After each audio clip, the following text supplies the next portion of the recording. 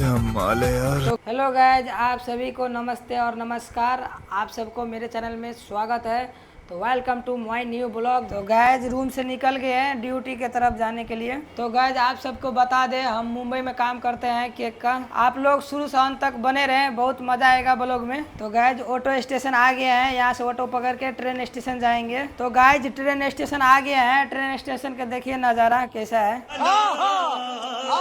तो गैज आप लोग ट्रेन स्टेशन का नज़ारा देख लिए होंगे। तो गैज ट्रेन स्टेशन का नाम है घनसोली, जो कि मुंबई में पड़ता है। तो गाइस ट्रेन आ चुका है, चलो अंदर में बैठते हैं, फिर आपको दिखाते हैं। तो गाइस ट्रेन में आ चुके हैं, देख सकते हैं कितना भीड़ है। तो गाइस एरोले स्टेशन आ चुके हैं। तो दोस्तों ये ट्रेन स्टेशन का बाहर का नज़ारा है।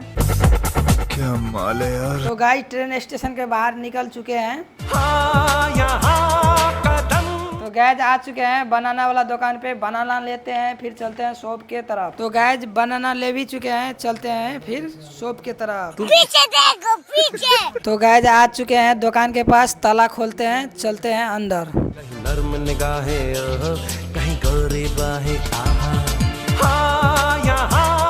तो गैज यहीं पर ब्लॉग एंड करते हैं, मिलते हैं नेक्स्ट ब्लॉग में।